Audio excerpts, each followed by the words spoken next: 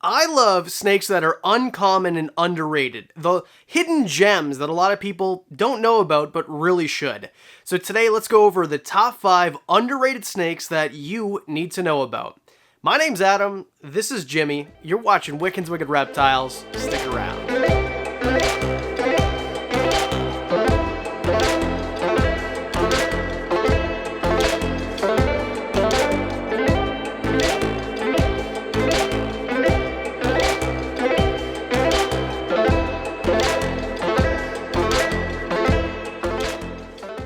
Things you'll notice. Jimmy has gotten a lot bigger. If you're not new to the channel and you've seen a couple of these videos before, this looks like a completely different snake. Still small, and we'll get to what it is in a second. And number 2, he's in shed, so let's try not to take any bites here. Let's start off. Number 5, Antaresia. And I always say this, I'm not a genus guy. I don't go into Latin names and things like that. The reason I say Antaresia instead of a spotted python, which is what this is everything in the genus is so darn similar, I can't really say one is better than the other.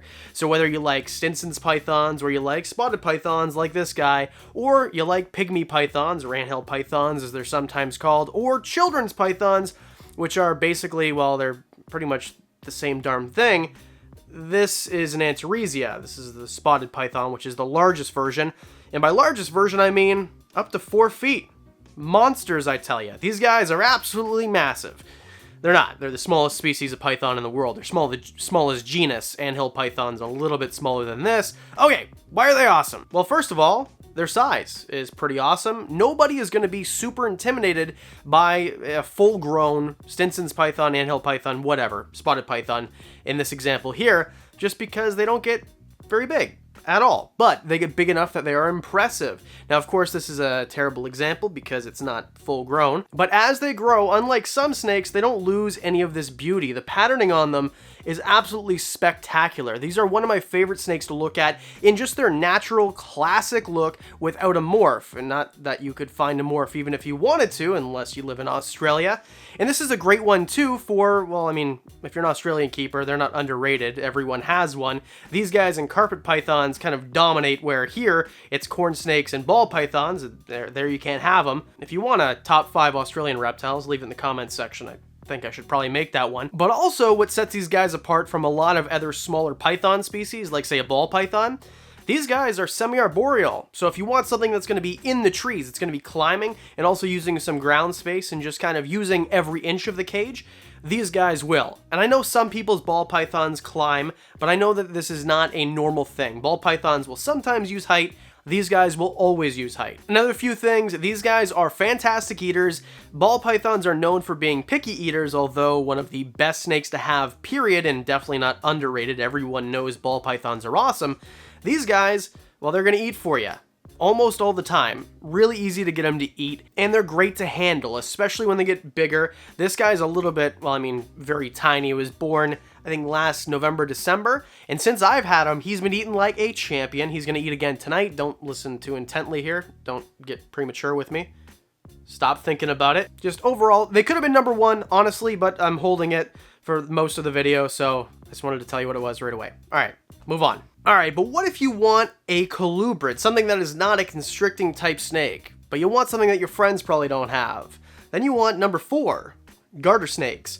Now, everybody knows what a garter snake is. If you're in North America especially, these are the guys you found in grandma's yard or the trail that you hiked behind school after 4. Like, this is kind of the quintessential backyard snake. These are the snakes that I found right away when I was a kid, the most common ones that you could possibly think of in my area, at least in southern Ontario, and I'm sure your area too, no matter where you are in the United States or Canada, and there's other places as well, but they're not really common in the pet trade, and I don't really know why. They're amazing. There's so many different species. There's a ton of them. They all make really great captives, or most of them do, I should say, actually.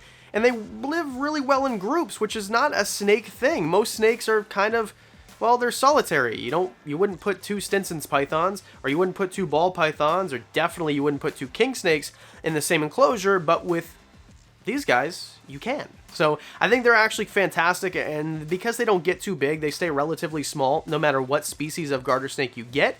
They aren't going to be too big or dangerous for sure. And of course, also, they're Well, I mean, they're not super expensive because they're not very well known and they're not very popular right now. And this is going to change in my opinion. These guys will be the Mexican black king snakes where you find them for $100 now. They're going to be $300 in the near future because people are starting to realize how cool these sometimes semi-aquatic snakes can really be and beautiful. And they're not going to bite you probably, but they might musk on you. So, I mean, I just have to say one bad thing about them. The only other thing too, the other drawback is a lot of the times they're not going to eat rodents. They're going to have a hard time eating rodents and they're going to need to eat things like fish or amphibians, or you can always just scent a rodent with that. But either way, these are amazing. And if you're thinking about something that is a colubrid, something that your friends probably don't have, give garter snakes a thought. Number 3, and one you've seen me handle over and over, Dumeril's boas. Holy cow, I love Dumeril's boas. So Adam, you've got two. Why you're not holding one right now? Well, there's a bucket of rats thawing in the next room, and Dumeril's boas are known for eating like boas. Holy cow, these guys have prey drives. Even my little guy, even Cubone, who is growing, by the way, if there's any hint of movement, she just starts to strike at it now. You have to get her out with a hook to let her know that you're not food. But once you get her out, they're great, which is why they're on the list.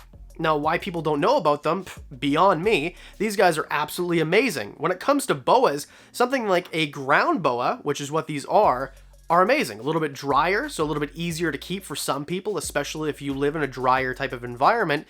They don't need a ton of height, like, say, a red-tailed boa, like a Colombian boa might. I think that BCIs, BCCs, or BIs and BCs, if you're going to get technical about it now, they need quite a bit of height. And in my opinion, something like 3 feet would be perfect for a full-grown 8-foot boa, where with a full-grown, this is a 6-foot boa, this is Marowak, she's only going to need probably about, 8 feet long would be great, 6 to 8 feet long, but she'd only need about 1.5, 2 feet, something like that. I have given the opportunity for both of these snakes to climb, and neither of them have taken it. This might be different individually, but in general, ground boas are, well, they're ground boas. And when I say these things eat, I know I just said this like 4 times. These things will eat for you. So if your thing is, well, I don't want a ball python because they might not eat, and garter snakes, they don't eat rodents, Dumeril's boas will eat rodents. Promise.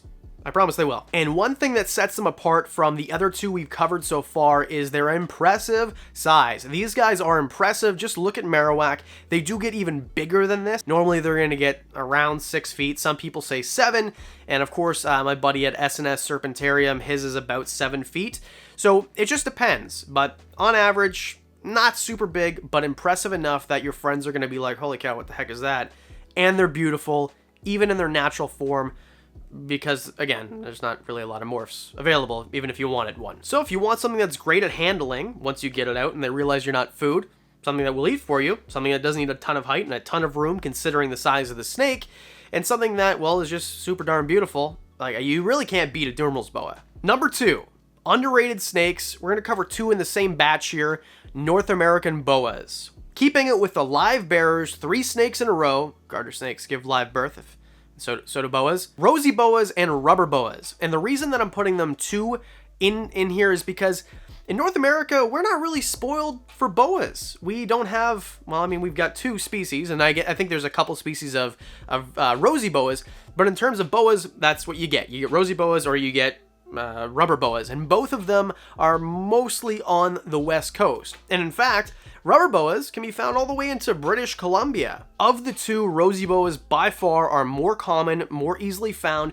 Rubber boas are darn near impossible. I know of one guy in all of Canada where I live who breeds these guys, had his first successful litter earlier this year, and it was small. I think it was like 6 or 5 maybe. So much more common to find a rosy boa, and rosy boas actually have a morph selection. There's a few morphs you can get, and if you live in somewhere like Northern California, you for sure will find these things. I know a guy in Northern California. He's part of the Discord, chats all the time. Link in the description. It's free to join if you like to talk about reptiles, and he finds them all the time. So what is there not to love about something you can see in the wild, bring home, and is super docile, and one of the best snakes to keep? And North American boas, unlike, say, a BI or a BC or even a Dumeril's boa, are going to be pretty darn small. We're talking really darn small, right? Rubber boa or rosy boa isn't going to get very big. They're fun, and they squeeze onto you, and they feel like a constrictor. But again, they're not going to need tons and tons of height, and they're not going to get so big that you have to worry about them being dangerous. And both of them will eat. I love boas. They always eat. Well, actually, it's funny I said that, because rubber boas, just fun fact real quick, usually don't eat until after the first brumation. So sometimes, what are you doing?